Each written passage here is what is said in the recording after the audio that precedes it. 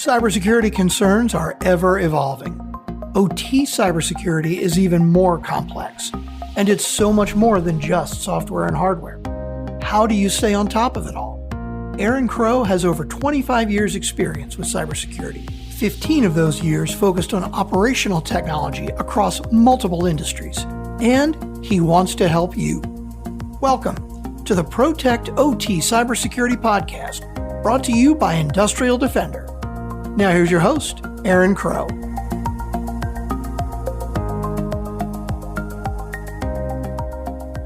Awesome. Hey, Bryson, thank you for joining me today. Why don't you kick us off and tell us a little bit about, or a lot about yourself, who you are, what your background is, and what you do. Been there. I've seen things, man. Army officer. I got my start in armor, and I got to say, this computer stuff's very complicated. I miss just being in a tank, going very fast and blowing things up at a distance. Much easier life. Again, computers very complex. Then I got into computers. I got hurt during the war. I did a stint with a British aerospace and defense company that then was bought by GE Aviation. So I had a lot of hands-on with manufacturing, Lean Six Sigma, and actually working the dirty bits, which I think is rare for the nerd side here. Got recruited into the intelligence community, did a lot of work there. I always say every golden cage rusts, and it was one of those things like the teams kept getting more successful, which meant that there was more of them, and we kept growing, and my group kept growing. And eventually I wasn't doing fun field work. I was just arguing around a mahogany table to not take things from my teams.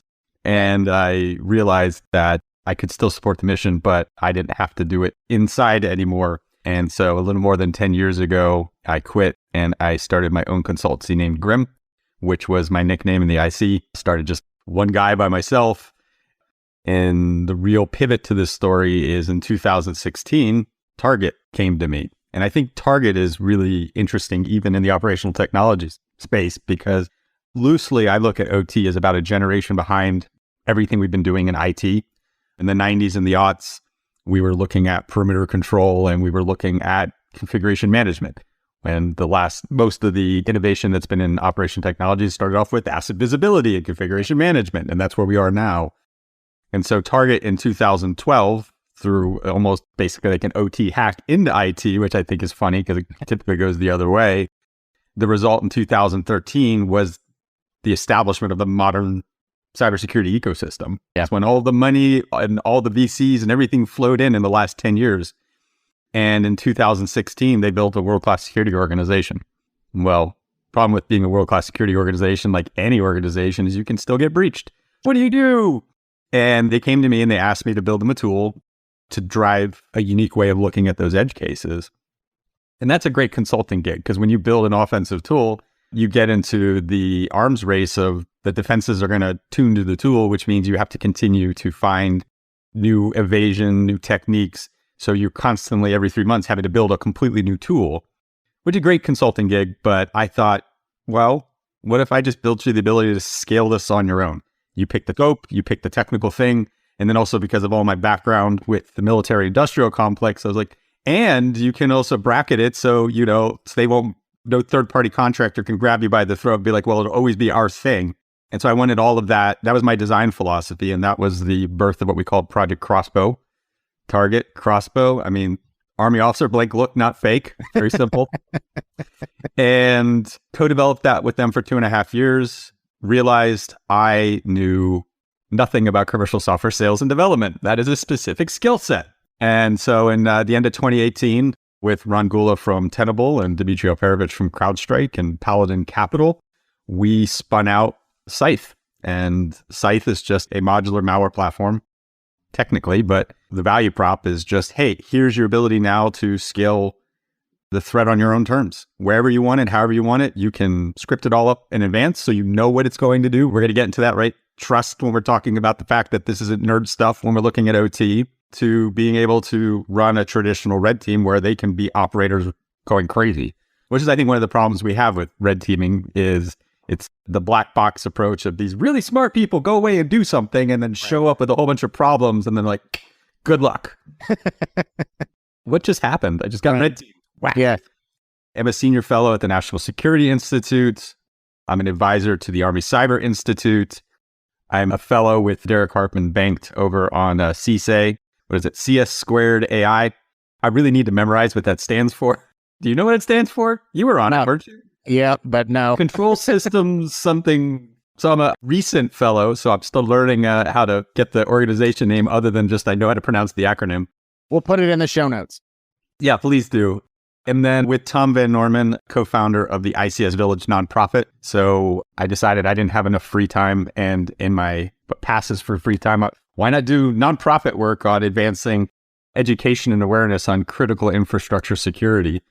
We have our own conference, so you can catch us as always at RSA and DEF CON and other conferences. A few years ago, we created our own in Washington, D.C. called Hack the Capitol.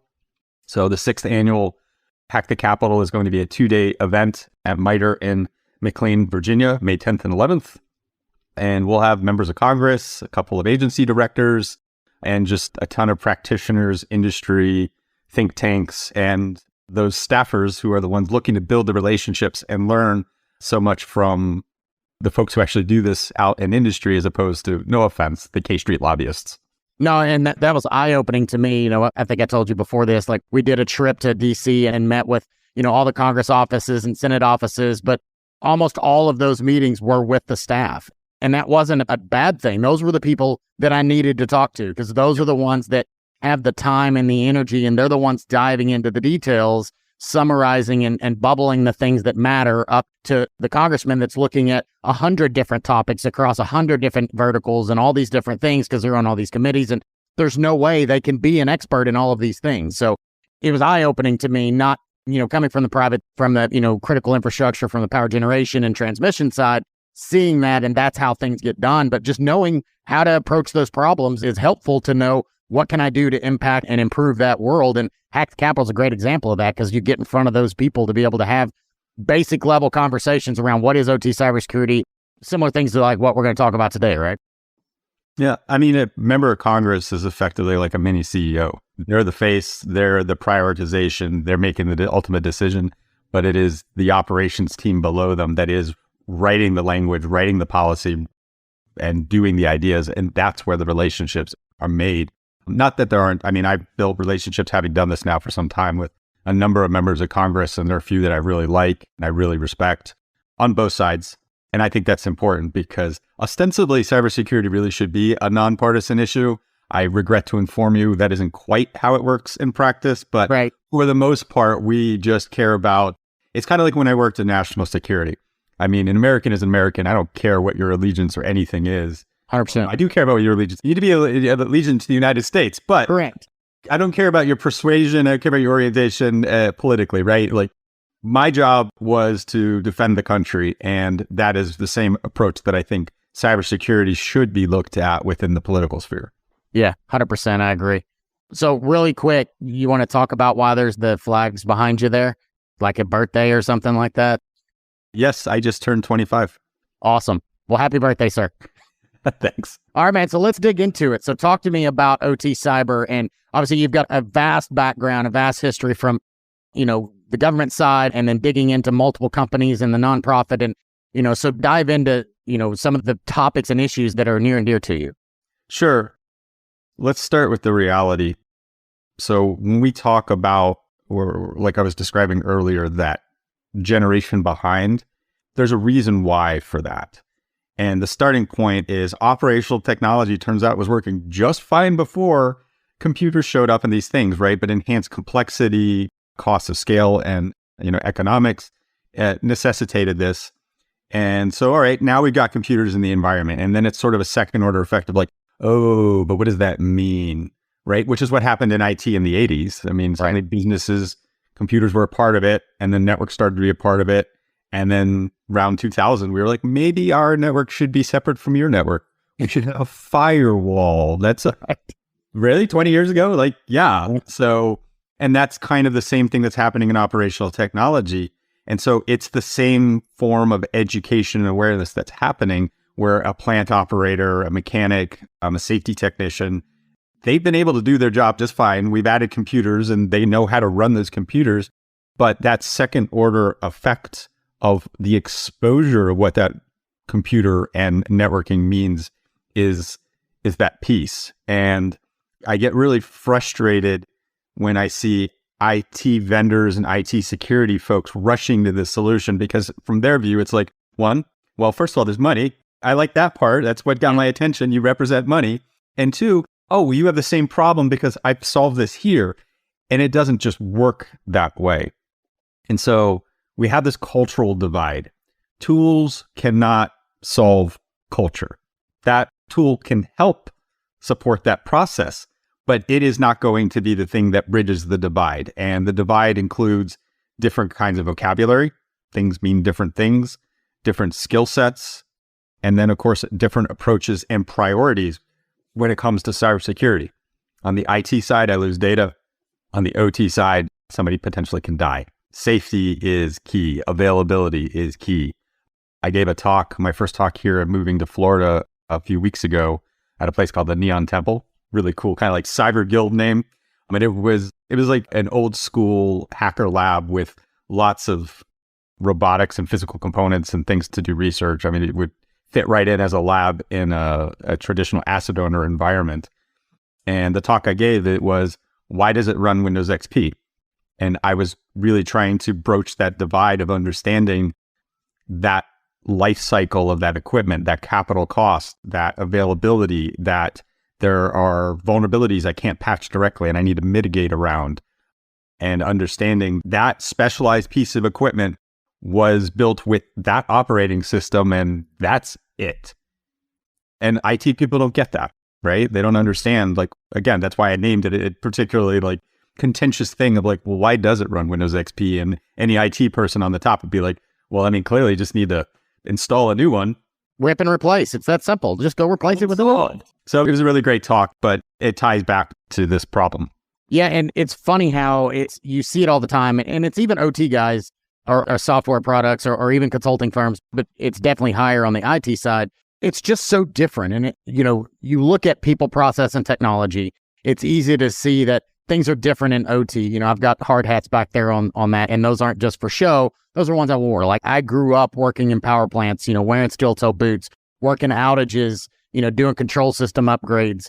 And when I was building a team, there weren't OT people. This was before OT cyber existed, right? This was, before that those terms didn't exist, but the vendors were bringing this commercially off-the-shelf equipment into the OT world. They were starting to use switches. They were starting to use Cisco gear and virtualization and all this type of stuff, but they didn't know the impact of it. And by default, these plant managers and plant owners and whatever the manufacturing or whatever it was, they just inherently always have trusted their vendor because they're the ones that always knew they were the trusted expert. Yep. So they're bringing this thing in. So they said it's okay, then it's okay. They didn't know what questions to ask because it's like me. I can drive my car. I'm a really good driver. I don't know how to repair it. Like, just because I can drive it doesn't mean I can fix it or I understand the systems that make it work. I put the key in, I turn it on, I hit the gas and I go, and then I park it. When the light comes on, I call somebody else because that's not my job. Yeah, on the vendor thing too, and the other unintended consequences of exposure, because a lot of these vendors had, what we would call a back door, but was their conduit for maintenance, diagnostics, operational tolerance. And so it'd be like, oh yeah, of course I put a modem in that to call back to me. And one of my favorite stories, because everybody, one of the most regulated environments in ICS is NERC-CIP, yep, for obvious reason. And there was an example where they found a 3G modem in a crane for fuel rods. And it's like, what? But from a vendor's view, it's like, well, I'm doing you a favor. Like, I put that there as an additional feature to make your life better, not considering the cybersecurity implication of, I've also just put a backdoor around all of your visibility and monitoring and defenses. Yeah. We were doing a control system upgrade project and they were choosing the control system and replacing this whole system. It was Windows XP. We were going to Windows 2010, I think it was. I don't remember. But it was a light year difference between the two. But there was an actual option. We were looking at the proposals and there was a secure option and an insecure option. Those were the proposals they gave us. Do you want to pay for the secure option, which is X number of dollars more expensive, or the insecure? And I had to convince the plant manager why he needed to choose the more expensive option, because the other one wasn't really an option. But for him, it was more money. It didn't provide him more value. You talked about availability earlier. It did not make his plant more efficient. It didn't make him be able to run that plant any better than he could today. All it is additional cost that he doesn't understand why he needs. Yep. That's the lesson I learned in my first civilian job out of the Army. I had to go in the classic multinational manufacturing company. It had been built through acquisitions. And in multinational, you throw in the additional flavor of different cultures and different races, which I learned that one the hard way. I was in that job 2 months before I learned what human resources was, because that wasn't a thing we had in the military. I just give you just a quick tangent on how naive I was at this time period 20 years ago. My boss was British. I was this experiment to hire somebody like me. I was a West Point graduate. I was an Army officer, and that was enough from their view. And of course, I was not qualified for the job, and I came in clearly not qualified. There was no pretend about this, but my boss had not bought into the idea of hiring somebody like me, so was not interested in training me either. So it's kind of stuck in between, and it doesn't take long for human resources to appear along with some cultural misunderstandings. And at first blush, I thought that was a good thing, because I'm like, oh, here's this third party that's going to help me negotiate the challenges I'm having with my boss. I hope all of you are much less naive than I am and know that that is not what HR does. Nope. I figured it out within the first minute of that meeting, what was happening right on my own. But back to the story, I had to fly and meet with the plant managers all around the world and basically, put on the PPE, walk the floors with them, understand what their challenges were, what was going on. And they're not all the same for lots of different variables and reasons. But I mean, that goes back to, again, where I see this divide still. Like, to me, that's what IT needs to do. You need to go to them. You need to show up with, whatever donuts or snacks, or what I did when I was an Army officer. I used to fill my cargo pockets with chocolate milks. So whenever I walked to the field for my soldiers, I would hand them a chocolate milk. And that might not sound like a lot to you, but when you're in the middle of nowhere right after 9/11 and it is 150 degrees, which, yes, parts of this world do get that temperature, a chocolate milk is a very appreciated thing, even if it is lukewarm from your lieutenant. Absolutely. So that's what we have to do. We have to go to them. We have to walk and understand their problems. Pivoting from that, this is where I get really frustrated at what I see as the talking head syndrome in this industry, which is like, this problem is easy to solve. Do zero trust. This problem is easy to solve. Just segment it, right? This problem is easy to solve. Going back to my Neon Guild talk, or Neon Temple talk, which was, just upgrade the operating system. Just patch it. That's my why don't you just patch it? We're going to get into that one. So let's mark that one down, Aaron. We're going to talk about patching coming up in vulnerability management. All right. That it's so easy to just say, just do this best practice. And the reality is, when I segment incorrectly, I have broken a plant operation from working effectively or even safely. Furthermore, I would say the best hackers in the world, after children when you tell them no, are employees when you put a constraint in front of them doing what they are incentivized to do. Yep. You get in front of an engineer having to make something do something, he's going to go around your controls to begin with. So you have to go where they are. You have to start from where they are, and you have to then build trust. Hey, I'm here to help. And I actually mean that, not in a pejorative way, like the government shows up and like, it's an audit, I'm here to help. It's like, no, we're here actually to try to understand and help, because security doesn't have to just be a constraint. It doesn't have to be friction. In classes I teach on social engineering, there are a lot of opportunities where look at the way something is done, and it's like, well, we could not only make that better and then build the security into it, so it's a win-win. That's completely possible to do that. And then you can stop complaining about, well, they only come to us at the end. Yeah, well, where were you? You were there waiting at the end for them. Yeah, and Matt, you hit something really important that I don't think gets talked about enough, is you have to go be there. You have to build that trust, but you also have to listen, because they're telling you the problems and the struggles and why they're hesitant. And if you just say, take it anyways and try to cram it down their throat, yes, maybe you get the CEO and they'll say, fine, put it in. But as soon as you walk out, when that plant manager is the one's responsible for it, they're going to unplug it or they're going to bypass it. Because at the end of the day, they're responsible to make sure whatever you're doing, generating electricity, driving a tank, running a train, whatever it is going to get done, because that's their responsibility and they know what it takes to do it. And if you're getting in the way of that, then they're going to find a way around it. And they're just going to say, you're not going to come in my plan anymore. Go away. I don't trust you anymore. Absolutely. Awesome. So you talked about patching. Let's dig in. First, right, in operational technology, I can't patch most of my problems. Also, let's look at the inherent structure of what's happening in operational technology, which is, first of all, there's no encryption. Without encryption, I can't do real session authentication, which then means that this gets to how a threat looks at your environment. There's a lot of focus on the perimeter and OT as there is in IT, but the reality is most of the threat vectors are not coming directly at OT. They're coming at IT, which is this large surface area, relatively easy to penetrate. That's what phishing does for me. One fish, 10 million fish, costs about the same to do it. So I'm going to get in. I'm going to figure out how to get there. I'm going to cross your mythical air gap, which isn't there. It's never there. Don't believe it. I mean, going back to my time in Lean Six Sigma, you do Ishikawa, I just keep following the fishbone and there's always a yes there. And then it crosses, right? So that DMZ is also where we have the real target. I don't need to pwn a PLC. I just need to get to the beachhead. And the beachhead are those high level industrial control systems, your distributed control system, your safety instrumented system, your HMI. I mean, look at what happened with the Oldsmar water hack, which in the ICS Village, Tom and I had been demonstrating for years that exact same attack. So we were very popular in 2021 where it was like, who has been doing this? Oh, those two clowns who've been showing that exact same thing for years.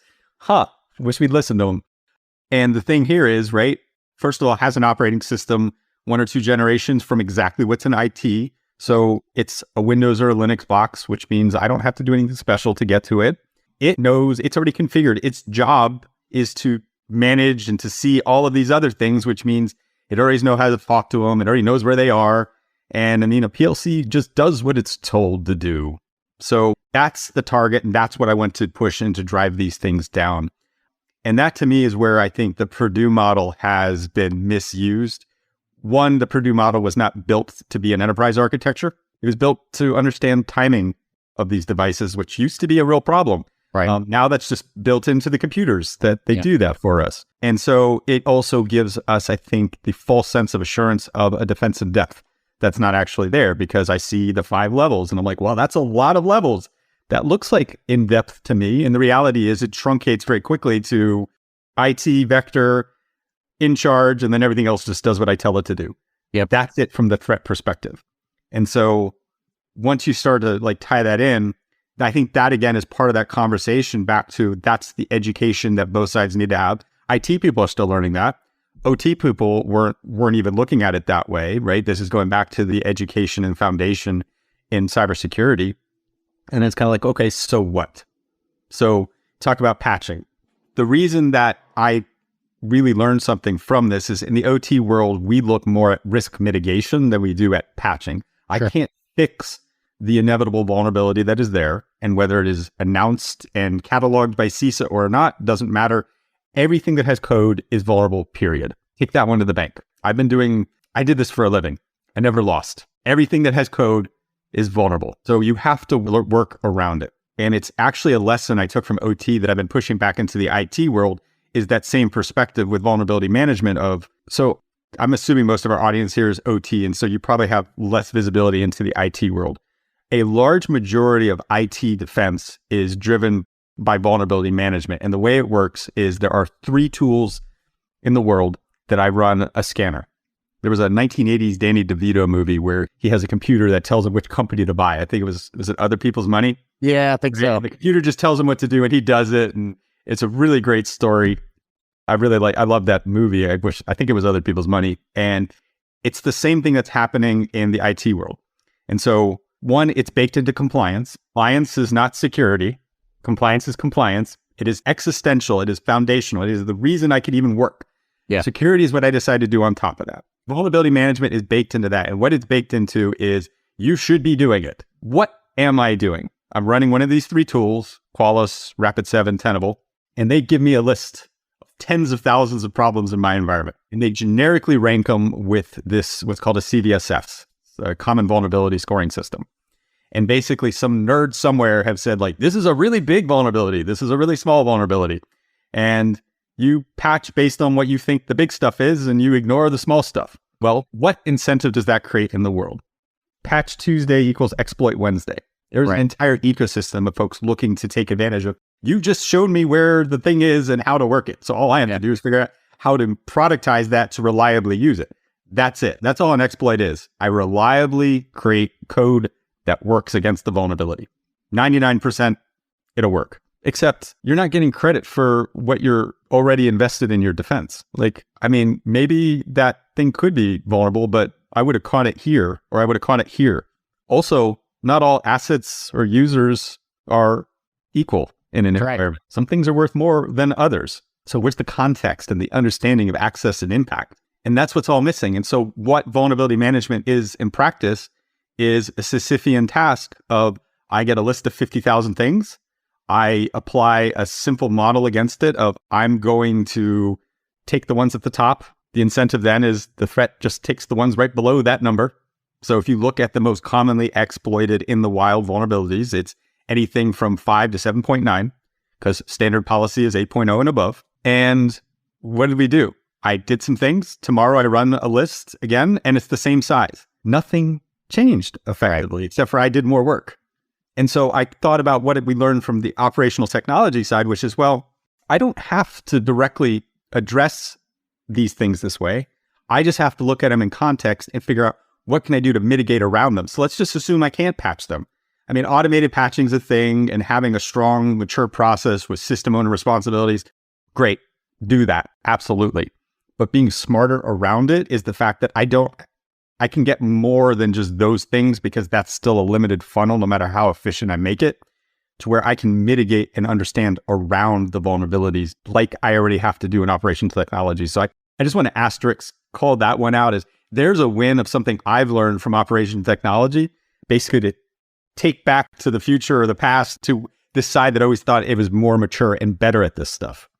Yeah, I mean, you hear it all the time. I have an IT background as well, and OT, probably half my career has been in IT. And it was always just patch or rip it out, or, it was the hammer pushing down, but there was never any other consideration, right? And OT, you're forced to do that, because I can't go just push patches, because that thing in the corner doesn't have patches. Yeah. Like it's running Windows. Some of these things are running NT 351 or DOS or Sun Microsystems or XP. And they just don't have patches. They still have the vulnerabilities, but they've also been running these vulnerabilities for 10, 15, 20, 30 years, right? Yeah. These same systems. So I can't just go rip it out, because it's the only thing that works on that piece of equipment. I have to keep this thing going, because I can't replace it, because it's going to take my, my process out of profitability. So I wouldn't be able to run and make money on building those widgets anymore if I just put in all brand new systems, because it's exponentially more expensive than I can make and recover. So I have to find other ways to do it. I can't, when it's easy when, I worked for EY, it's easy when EY walks in and they bring this report. To your point, they've never failed to find things in an assessment. Of course, there's always going to be things that they're going to find, and they say, hey, these are all the things that we found. Vulnerabilities, patches, bad firewall rules, missing policies, whatever it may be. And, I use this analogy a lot, but it's like the grade school English teacher with the red pen, and just your whole freaking paper is red, because everything that you've got, they're marking.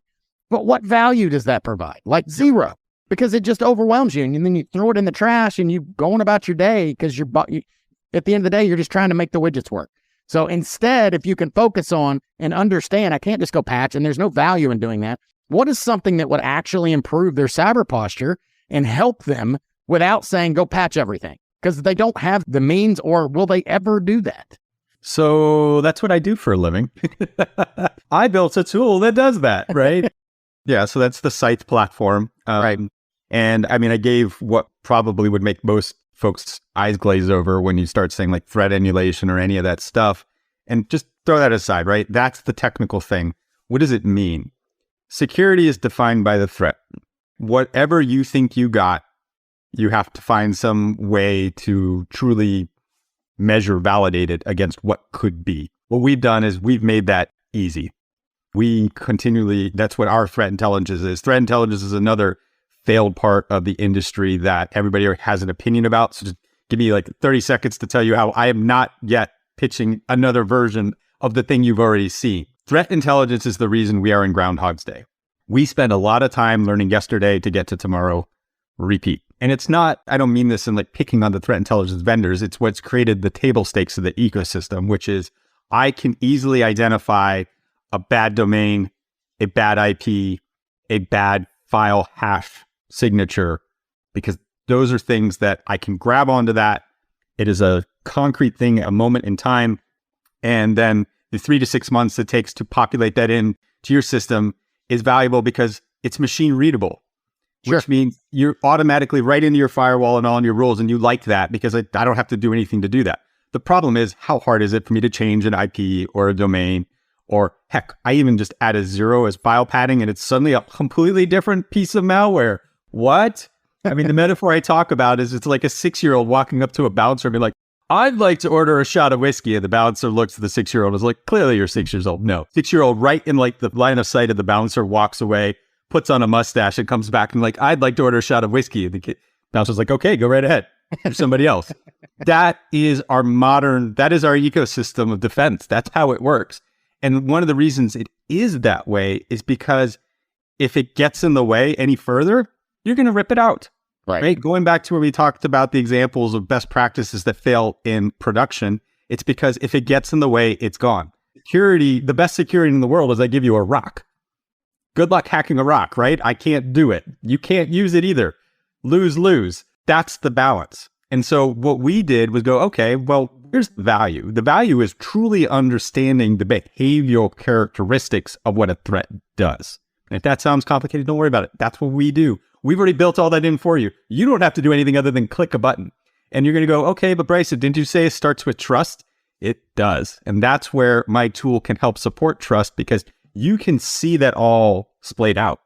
It's all clarified there for you. You know what it's going to do. It's not like a red team black box thing where it's like, here's a DLL. Just trust me. Don't trust me. See it. Test it. View the things going step by step for yourself, because we've already tested and done all of that. But that transparency is what helps build the trust between the teams to do those things, the trust between a tool and the user to be able to understand all of that.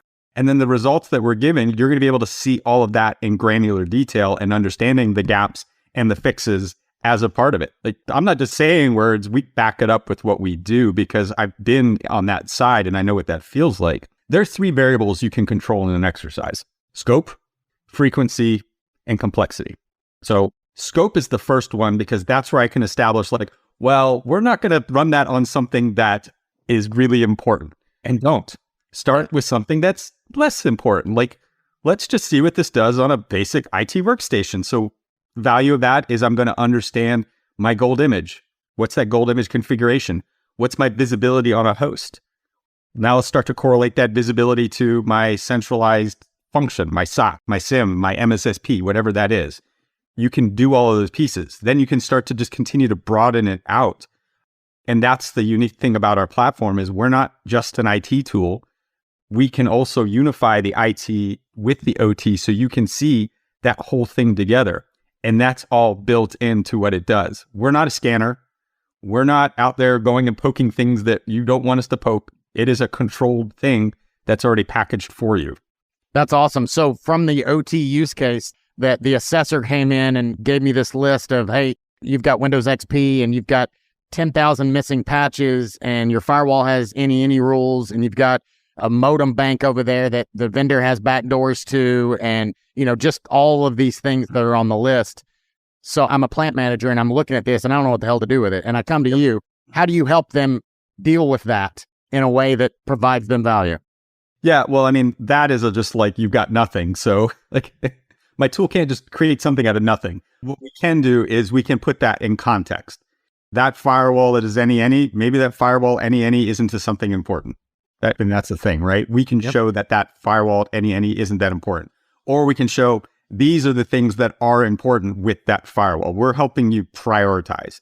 That means these things, and here's why. And it'll show that. And then you can be like, oh, well, what I need to do is these things. And we'll provide that remedial guidance. I'm like, we'll do these things. Because, I mean, building a firewall that's completely open and permitting to something takes some effort. And we can help you prioritize that view, not just for firewalls, right? But for any part of what assets and people mean in your context of your operations. And that's hugely powerful. Yeah. I'm going to bring out a quick guest who is awesome. That's hugely powerful though. So I took that list of however many things were on that list of, I don't know what to do with this. I mean, an example of this is I had a client and it was obviously a large manufacturing facility and they got one of these, assessments, and he had the CEO was showing me and he had a list and he said, I've got 80,000 assets that have all these patches that they're missing. And there's no way I can keep up with every Patch Tuesday patching them. And what value would that, to your point, what value would it be for me to keep on top of patching those systems? Yep. I need you to tell me what I should do. Like, where should I focus? Because to your point, out of all those 80,000, they're not all the same. Like, one is the vending machine and one is the, the critical safety system. And on his list, he doesn't know the difference between any of them. They just are HMI number 1, HMI number 2. He has no idea from that list what the heck the difference is, right? So I'm going to be counterintuitively controversial. This is probably what I'm best known for. This is my little space in the world is I come up with these weird things. People are like, what? So here's one. I'm going to walk you through it. More code equals more surface area, right? Okay. More surface area equals higher probability of vulnerability. What's a patch? More code. And wait, there's even more to it. Are patches carefully considered designed engineering, or are they built for speed? They're built for speed to fix a problem that they're focused over here. So my counterintuitive comments is patching actually in the long run is creating more instability and vulnerability and exposure. Yeah. I mean, you look at, they have Microsoft releases an update for RDP, and I don't even have RDP running on my system. Like, why do I need to install that patch? Like, and it just examples after example after example of all these code that I'm throwing on my system because it's the newest code that needs to be there, but my system's not broke. Yep. I don't have those issues. Like, I don't have those ports and services open. It took this thing and this thing and this thing and this thing. This is the scenario that makes it vulnerable. And I only have 2 out of those 3. So I'm not really vulnerable. So I really don't need the patch. And by applying that patch, I'm actually making myself less secure than I was before I applied the patch. But by applying the patch, I checked the box for compliance to say, hey, see, I did it. So my favorite, PowerShell. You have an IT background. So most, I think, OT folks are like, PowerShell. What's PowerShell? Yeah. PowerShell is essentially a scripting framework that allows for management of Windows operating system. Okay, that sounds really asinine, but it's really powerful tool for an IT manager to be able to push out configuration updates to 80,000 assets to manage policy. And phenomenal. It's really great. And it's on every one of those systems. So that's really good for me as a threat. Right. I love that, right? I always joke, threats are lazy. They do the minimum they need to do to get over the fence and to accomplish whatever they want to accomplish. And so they're going to use what you've already got in the environment. Because why would I spend time R&Ding code to then try to put the code there when I can just use the code that's already there? And PowerShell is the code that's already there. And per my comments on Windows operating systems in the higher level operational technology environment, PowerShell is in that environment too. Yeah. So the same thing that works so well in IT is there to do the same things in operational technology too. And the dirty secret of commercial offensive security for the last 10 years is almost all of it was really just different versions of using PowerShell. And so, all right, so I should just do something about PowerShell. Well, you can't really remove it. It's how the thing runs. Okay, well, how do I detect it? And this is where it gets complicated. So we did an assessment a couple of years ago. And of course we ask, oh, by the way, our approach to assessments, purple teams, for those of you who aren't aware of a purple team, simplistically, red offense against blue defense, do them together and everybody wins. My definition is broader than that because I think it's bigger than red and blue, which is a collaborative, milestone-driven approach. We agree on the scope. We agree on exactly what we're going to do. And then we step through it together. And as we step through it, we can rerun steps because we're going to fix as we go and prove where we got it. I've never run a purple team or seen anybody who has done a purple team that didn't love it. I didn't get the red team experience. Not that that doesn't have value, but We fixed it as we went. We learned as we went. The outcome was we were demonstrably better as a result. So for this example, of course, we're like, hey, do you use PowerShell in your environment? Because that's a baseline we're going to do for you to start building up some of your detection and visibility. No, we don't use it. So very first step, of course, they don't catch anything. And we're like, okay. So we put in some rules, and then, it lights up like a Christmas tree. And we're like, okay. Except where you do. Except where you do. So we've just discovered that for you. And the rule we built is too broad because, of course, that's a bad alert where it's catching all of this good stuff too. We had to then take it down into the way that MITRE ATT&CK is commonly misused. This is probably one of the other things I'm famous for is almost every vendor that says MITRE ATT&CK to you, and even, some of the way y'all are using it organically, you're turning it into a bingo card. Yep, I did that one. Yep, I did that one. Oh, we do 3 of those. Useless. You're doing it wrong. Starting point, and it doesn't work. And here's why. The MITRE ATT&CK framework, and Aaron, I can't believe you weren't tracking this already because I'm pretty sure we get fined by MITRE if we don't say MITRE ATT&CK, it's like a periodic table of elements. It is describing these techniques, tactics, and procedures as atomic elements. And the problem with that bingo card approach of being like, we did this thing, we did this thing, we did this thing, is you're like going like, we validated hydrogen and we validated oxygen. Okay, well, the attacker is water. And what that means beyond the metaphor is the fact that the hydrogen, which was, let's say, credential theft, I'm not stealing credentials to validate if I stole credentials. Right. As a threat, I stole credentials because I want to use those credentials. Those credentials allow me to be a user and look like a user and get access to things that that user can do to be able to continue my campaign of access and potential impact. So you can say like, well, we stopped that thing, and this goes back to the PowerShell thing, right? Like, we'll just catch PowerShell. Well, no, it's PowerShell in context. It's credential theft in context. Me using that access, that credential at that time, that user, that asset has particular meaning to what I'm trying to do, and is also the level that you want to be building those detections so you're not getting false positives. Right. That's water. Credential to this thing, PowerShell to this network traffic to this asset. That's the level that you need to be building the visibility to really being able to be like Bruce Lee and move like water.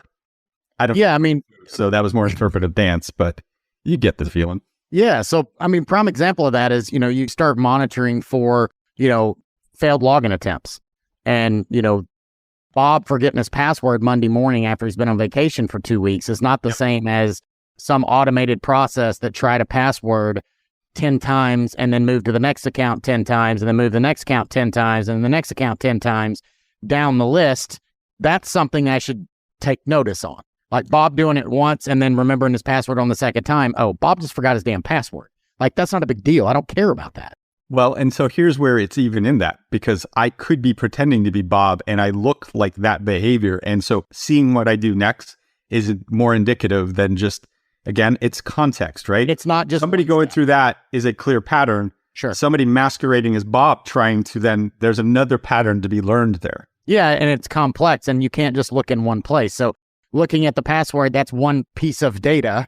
Then what happens, and bolting all those things together to build a streamline of, hey, these are the things, these are bad things. This should never happen. This event, then this event, then this event, that means something bad is coming. Whereas this and this, okay, well, that's just Bob. That really is Bob. That's normally how Bob happens. That's okay. We're good with that. But when this happens and they try to do these other things, that's when those additional, that makes sense. I love it.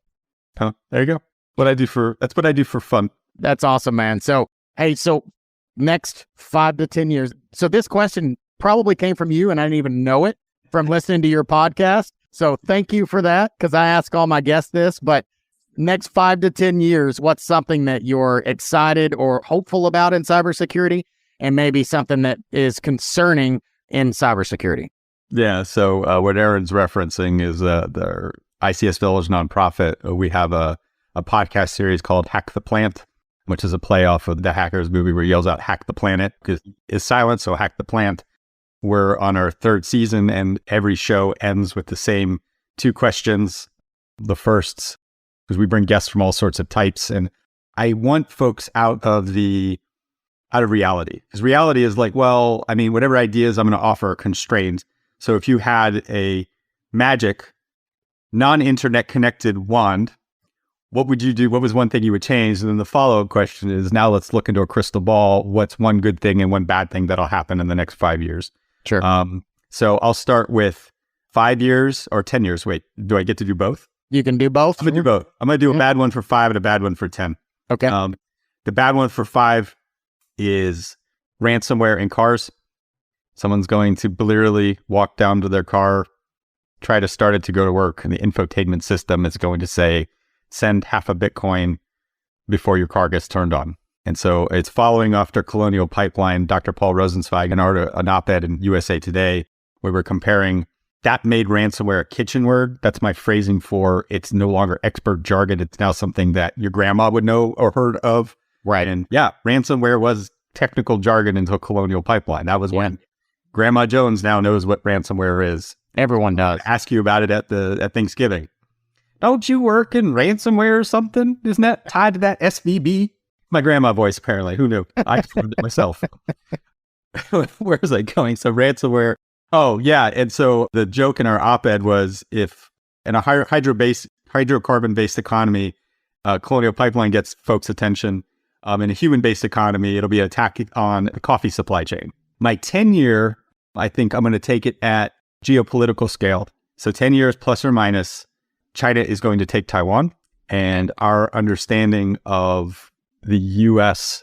in the context of the world will be irrevocably into the next chapter. And I think that matters in cybersecurity, because cybersecurity is not nerd on nerd. It's really military intelligence and criminal on civilian and other. So that's now a good thing. Now I get to change from my why I'm grim and gloom to a positive thing. I think a lot of people forget, just like I reminded how young this industry is, also how young the government's attempts are at this industry. The Cybersecurity Infrastructure Security Agency, who represents most of the sector risk management agencies, and a lot of that pending regulation, and hopefully help that will be forthcoming. Director Easterly stated their priorities on education and the water sector, the education being the high schools and schools that are getting hit by ransomware in your local community, and there's no help there. They are the target rich but cyber poor. I think in 5 years, we're going to have a unified government ability. I think that was another op-ed I wrote with Tatiana Bolton when I was a senior fellow at R Street, and we talked about that. We have to bring it all together. It needs to be a common area, and that will be where the federal government will be able to shine more in being able to not just push paper, but really bring real help to all the folks who need it. So that's my good prediction. That'll be in roughly 5 years. That's awesome.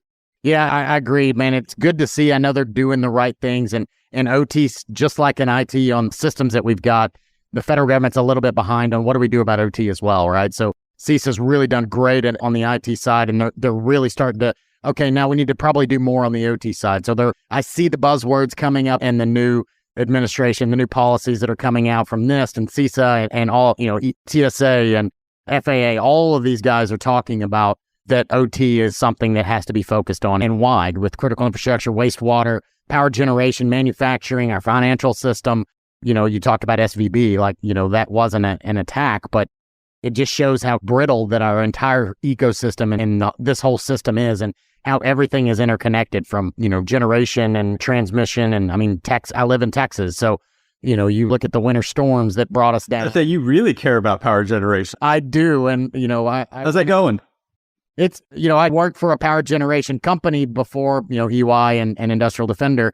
So I was the guy wearing the hard hat, securing it and making sure it was running. So now I just call my buddies. I'm like, come on, guys. What are you doing here? There's a power plant 5 miles down the road from me. I just go knock on the door and talk to my buddies and ask them what's going on. So, and yet that's still a problem.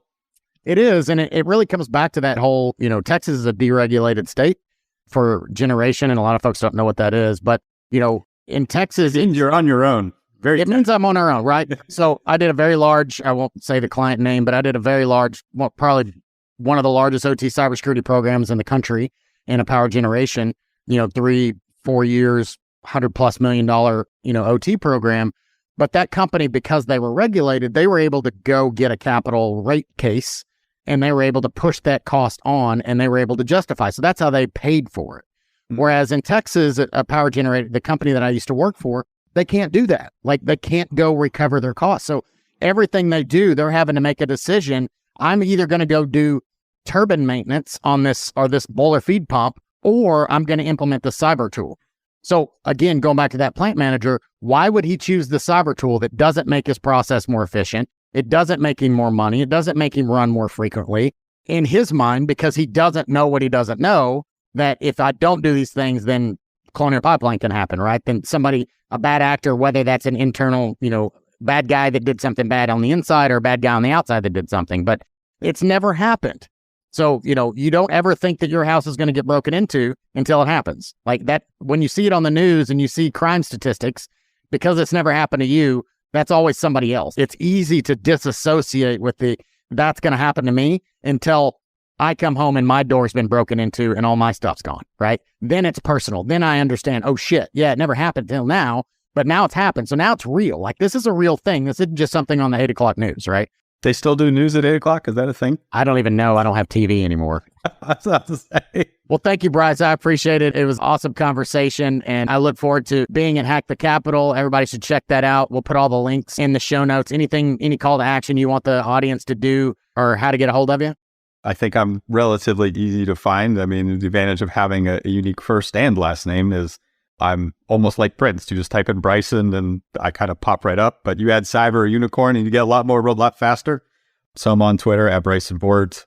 We do all sorts of events throughout the year and really hope to see everyone at RSA coming up and Hack the Capitol right after that. Awesome. Well, thank you again, bud. Thanks for listening to the Protect OT Cybersecurity Podcast. If you got some valuable information from today's show, please subscribe, rate, and review the show on Apple Podcasts, Spotify, or wherever you get your podcasts.